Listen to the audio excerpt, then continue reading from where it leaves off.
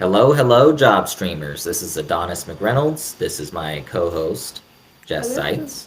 We are here to talk about something that's absolutely essential for you, and that is finding a job, right? That's what we do, that's what we specialize in. And when we say finding a job, we're talking specifically about your approach. In one of the other videos on this channel, we highlighted some things not to do. Some of those things included manual applications, less than 50 to 100, hitting the easy apply button on LinkedIn over and over and over again, banging your head against the wall, hoping a recruiting agency reaches out to you, or one of those things. There's obviously a number of different approaches that aren't working today. So today, we're going to go ahead and go through a list of things that we personally do to help our clients land jobs. These are things that you could do on your own. We wanted to kind of drop a little bit of a screening of like what we're doing and how we're doing it. So let me go ahead and share my screen so you're able to see exactly what it is that we are doing to help people land the best job opportunities for themselves. This is, as a preface, not an easy process to execute on one's own. There's a reason why we do this as an agency and why we work together with our clients to ensure these types of things work. Jess, can you see my screen? Yeah, I can see your screen. Okay, so let's go through these one step at a time. If you're somebody who's looking to get success in finding a work opportunity, it always starts with mindset. Remember, job searching is about relationship building. Okay, this is really key. If we don't build relationships, ultimately what we're doing is we're taking a transactional approach to job searching, and that doesn't really work as well when it comes to the interviewing side of things. We have to be relational in our approach and we have to be value driven. So, our experience, resume, LinkedIn, and marketing content is valuable, but ultimately the key is being known, liked, and trusted. It's always been this way. This is not new. This is job search 101. Job searching takes hard work today. Now, this is new. It wasn't always this hard. Over the last few years, job searching has become harder work than actually working the job. It's going to be tedious. It's going to be frustrating, but you have to prepare to push through. Okay. Giving up is not an option. You have bills to pay, a family to take care of, oftentimes. And if you don't have family to take care of, you don't want to be in a position where you're struggling to pay rent or struggling to pay mortgage or whatever your situation is. Being in a position where you're not making income is not going to just go away by osmosis. You have to work hard and you have to find the right opportunities using our process. Now, work smarter, not harder. We're not saying that, all the hard work you're going to do is meaningless. Some of the work that you can do is actually smart and can actually navigate away from having to work as hard as many other people might have to. So, in order to gain trust and likability over others, it takes creativity and consistency, some of which we will demonstrate in the coming steps. You have to identify your path and targets. I think Jess and I talk all the time about identity and how important that is. You must understand your purpose. We call it your existential purpose. What are you meant to do? What is it that you really want to focus your life solving, right? What kind of problems do you want to be on the front lines trying to fix?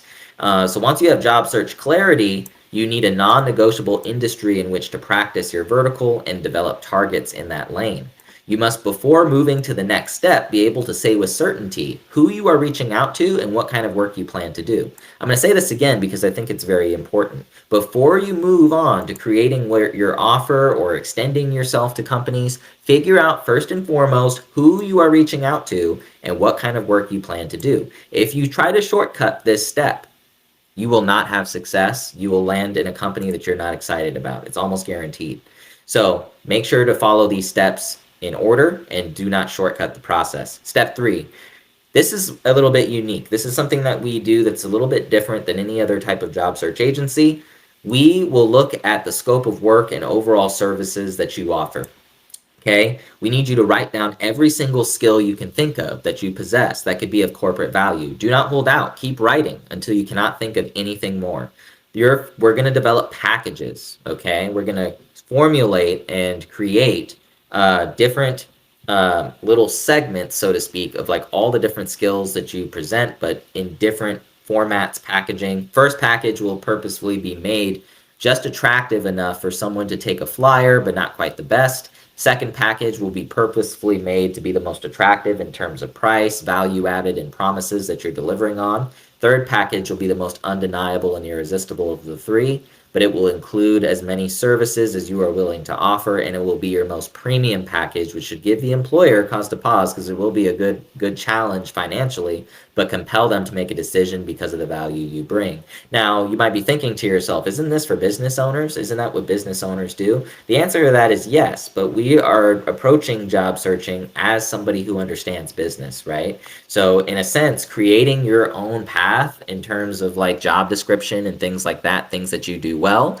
could be very helpful for helping an employer frame how they're going to pay you and situate you within their specific situation. Again, this is not a very popular take or a popular methodology, but we do believe that this is actually the better way to go than just simply sending your resume because it gives them an actual idea of what you do.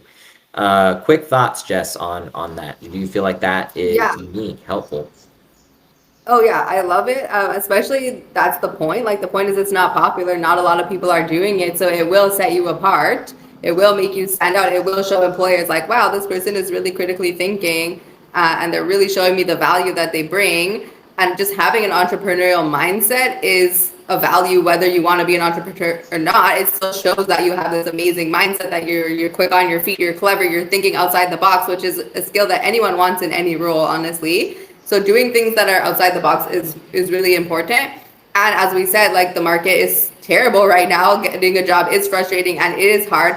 And a lot of it is coming down to like personal branding. So you kind of do have to be your own business in this market to get ahead. And this really does tie into your own personal brand and marketing yourself. So just keep that in mind. And that's why we do the things we do. This is the reason why we do it. Yep, exactly. Well said. The fourth step after you've completed the first three is create and assemble all your personal marketing collateral and update, renovate for congruence, appeal, and outreach. You're trying to get a job, and so when you're doing that, you need to be again known, liked, and trusted. And in order for that to happen, you have to be consistent. You have to reach out to people. You have to appeal to people. This collection of personal promotions, that's what I meant to put here, will serve as great automation campaign building material for any platform. Now, if I lost you there, one of the things that we actually will do, and we'll talk about this in step 5, is we actually prefer to use automation in our outreach so that way we actually get a higher volume of applications sent out. And we do this via email or LinkedIn. We create articles, or we take articles that you've created with hot subject matter for your target market. We'll create videos and clips explaining what you do, what you offer, and invite them to meet. We scrounge up every possible referral and recommendation you can find and put it in a document. These are all things that you could be doing right now. It's a lot of work, but it's important to do. You need to review your resume and LinkedIn profile. Now, ask yourself and others whether or not they feel they see enough to get to know you better. LinkedIn is more important for branding, so make sure to go into detail much more on who you are and what you do on LinkedIn. Resumes can be, quite simple. We don't need to have a super fancy resume in order to get an opportunity, so we don't necessarily recommend spending much time on it. This is completely contradictory to pretty much every other agency out there that's giving advice on jobs. This is really a key distinctor. Like resume, don't get me wrong, it's important, but it's not necessarily what moves the needle, so we just don't spend that much time working on it. We work on relationship building and marketing and other things that are going to be more helpful to getting you interviews. Now, step 5, choose your automations and launch sequencing and outbound activity using the marketing material that we went over up here in step 4. So you can download a variety of tools. There's LinkedIn Sales Nav, there's Sales Loft, there's Apollo, there's Skylead.io, there's Outreach.io. There's a good number of these types of sales intelligence tools that you can create marketing sequences and create a target list and start reaching out to individuals with your resume and a specific message attached. Okay, very important that your messaging is very clear about what you're looking for, that you're attaching documents, videos, clips, everything that could be helpful for a person to know who you are, and tracking the metrics of your campaign so you can tell who's clicking your links, who do you need to be in touch with, who is hotter and more ready to start entertaining interviews with you. So we definitely believe in this approach. We think that automation and sequencing is the best way to stay consistent, to follow up with everybody on an automation schedule, and then making sure that you're not spending 3 to 4 hours of your day filling out applications when you could be sending automation into the world for you. So you set up the automation so you can rack up a minimum of 250 outreaches a day. That's what we recommend, 200 to 250. Cold calling, we definitely recommend you do that. Now, if you're not somebody who likes to do that, you can lessen the amount of cold calls you make, or you can, of course, hire someone to do that for you. That's what we do. We actually have a standalone cold call offer that we can engage for you if you want to apply most of this, but just don't know how. Continue to do outreach every day. This is an important word here. Every day until you receive an interview. I don't care if you have 5 pending opportunities, right? Like, and I wouldn't even say until you receive an interview. I might modify this to say even after you've received your first and second interviews. Like, no reason to stop your outreach until you have landed your offer. Okay. Any thoughts on that, Jess? Yeah, I fully agree. So I think it's still about putting 3 to 4 hours a day into it, but in way more strategic ways if you're going to be doing this yourself. So instead of taking 3 to 4 hours a day just to manually apply for jobs and clicking easy apply on LinkedIn, you're really just wasting your time. Instead, take the 3 to 4 hours a day and do what we said here. Create your marketing collateral, make a personal brand. Make sure your LinkedIn is up to date. Network, network, network. Literally, I know it's cliche, but your net worth is in your network. So I always tell people 80% minimum of your time should be spent on building genuine relationships and genuine connections, not just like connecting for the sake of it. And then 20% should be on like the CV and the cover letter and whatever else. So that's really what we're saying here. So don't just say like, oh, I'm going to use automation so I don't have to ever put any time into it. It's like, no, you're going to take the 3 to 4 hours to make sure the automation is set up properly, to review it, to constantly be building on your personal brand. But don't take 3 to 4 hours just to do the outdated methods, because you really are wasting your time. And think about it, like in 3 to 4 hours, how many manual applications can you send? Like maybe 10, maybe 20 if you're amazing. But if you put 3 to 4 hours into automation, you could send 2,000 applications easy in like 3, 4 days in a week, you know? So it's just a lot.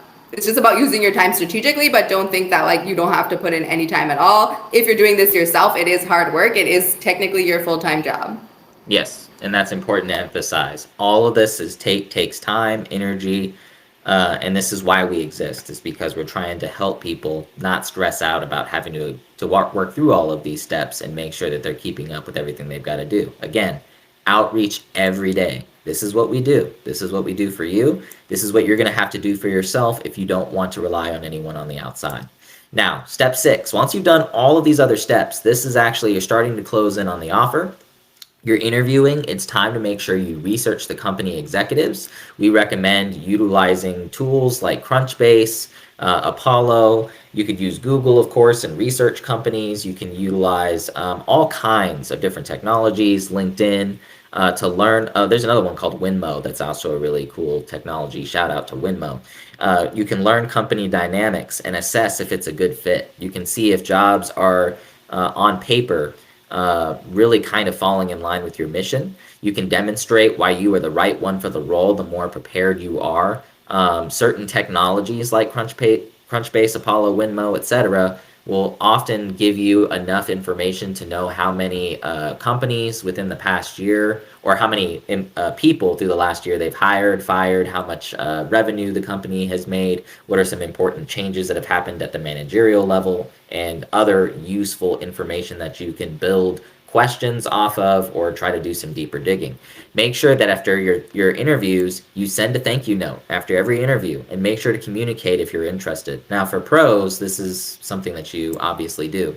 Make sure you and the hiring team speak no less than twice a week regarding your interest and the opportunity. Very important key point here. Make sure they know you want the job because you're consistently communicating. Again, you're not begging. You are simply providing value and continually reminding them of your interest. Step 7, and this is the step that you really want to arrive at, and this is something that obviously no one has any issues doing on their own. Refer people to JobStream AI or this process right here. Congratulations, you landed the job you wanted. When you refer people to us and they end up signing up with us and investing in our opportunity to be able to help them get something new, what ends up happening is it's the gift that keeps on giving. You can earn cash on referrals if you were to send people our way and we're able to help them out. and they end up signing up with one of our packages, either the guide, the done for you, or the VIP package, which we demonstrate in some of our other videos. So we're 15 minutes in. Any closing comments, Jess? Yeah, so my only closing comment is just remember my philosophy is if it's easy, it's expensive, right? It's easy to fix your car if you pay someone to fix your car. It's easy to paint your house if you pay someone to paint your house. If it's free, it's hard work. So you pick what you want. We gave you the blueprint, we gave you the step by step. If you don't want to invest in yourself, that's completely fine, but put in the work. If you do have the money to invest in yourself, it's going to be easy because we will do the work for you. Right. And if you're in a position that where you're very tight and it's not really an option to go out and find outside help, please, by all means, utilize this list, treasure this list, follow the steps on this list, and best of luck to you. We'll see you next time. See you then.